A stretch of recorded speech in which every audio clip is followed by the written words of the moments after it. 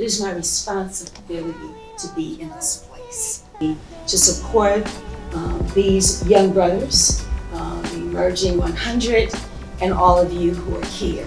We're going to do this in two pieces. We're going to do a piece on affirmative action, and we're going to do a piece that talks about the impact in voting rights, because there's been so much happening at the Supreme Court level. This conversation, this discussion, I call it a gathering at the community table, that we all come, and the goal is that we leave here with some clear understandings of what needs to be done. In my opinion, and I've written about affirmative action for the past 20 years, it was my first article. In my opinion, that's race's relevance in the educational context anyway, is we have certain experiences. We don't all have the same viewpoint, but there's certain experiences that have been manufactured by law that we have had because we are Black, or because we are Latino, or because we are indigenous. And that is what we bring to the classroom to enrich the learning environment for everybody in that classroom. Everyone seems to have forgotten about that piece, or they didn't get to that part of the opinion. It comes late, It does. but everyone's focusing on affirmative action is over. The court doesn't even say diversity is no longer a compelling interest. Although I've been in meetings where lawyers have gotten up and said, the court has said diversity is not a compelling interest. Then I say, it didn't say that. They look at me like I'm a law professor, so you better be careful. What's your reaction? But the court didn't say that. Now, on the real tip, as people would say, the court has shot down arguments that universities have used for decades to describe diversity. Remember when they said, oh, Obama's in office, racism's done with? As you can see, racism still exists and has been amplified in these areas. And do not get it twisted. There is a reason why they went towards universities and colleges. And we have seen in our community, the one equalizer that we've had is education. The one way that we can get out of poverty has always been education. It's giving you absolute opportunities to get out of there. And what you were saying before, Professor, doctors, Black dentists, Black professionals, period, of getting that type of education, will that be impacted? I say yes, but think about the universities they picked, Harvard and UNC. Both Ivy Leagues. One's private Ivy, one's considered a public Ivy. People looking at the population of these schools in the first place. If you're talking about schools that have less than 3% of your general population is Black already, and you're saying there's too many Black people in the school in the first place, there's issues within that. And we all know most Black people do not go to Ivy League schools in the first place. What they're taking a narrowly tailored position, a narrowly tailored opinion, and applying it not just to universities, but applying it to other areas of life.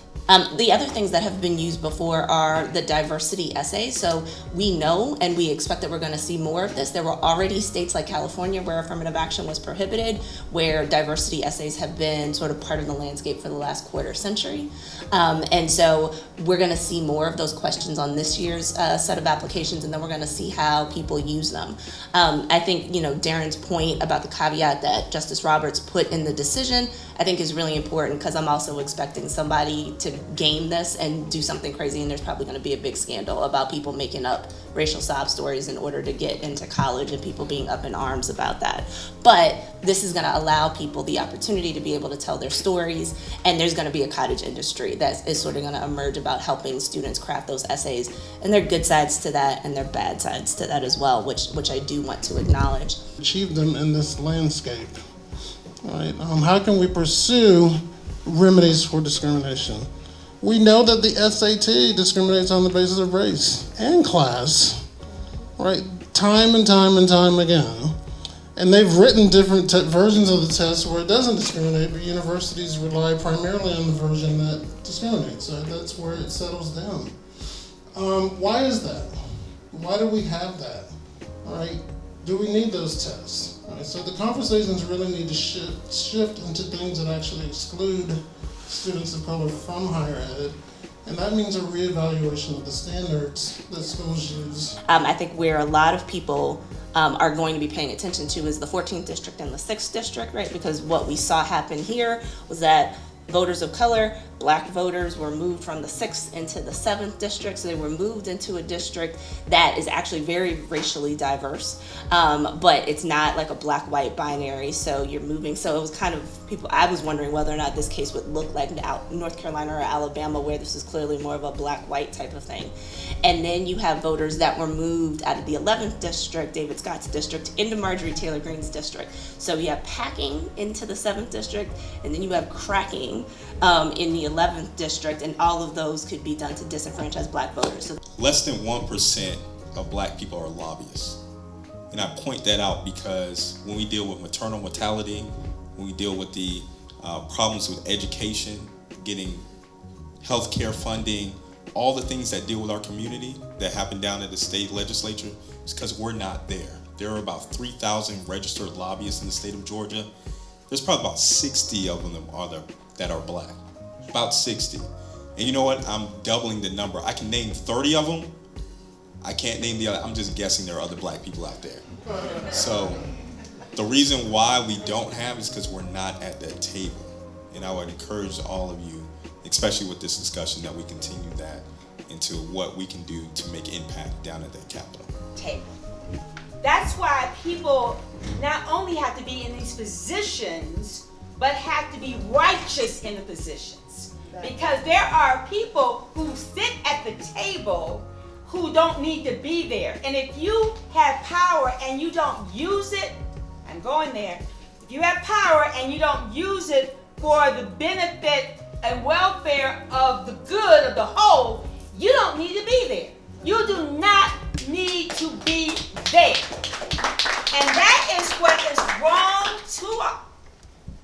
too many folk get to a place and they forget, one, how they got there, and then secondly, forget that they have a responsibility to lift as they climb. And I feel very strongly about this, that we get in these situations and it's like, oh, it's me, it's me, it's me, it's me. So, when there are so many people who are so desensitized due to social media or due to just an overload of sensory and just everything going on, what is it that we can do on a day-to-day to ensure that people are understanding this issue, are understanding these topics, and are learning more about it, or are taking those calls to action moving forward? Because as y'all know, there's no moving forward without that collective push. So that's my Really speaking towards what you're saying, this isn't something that's a new problem.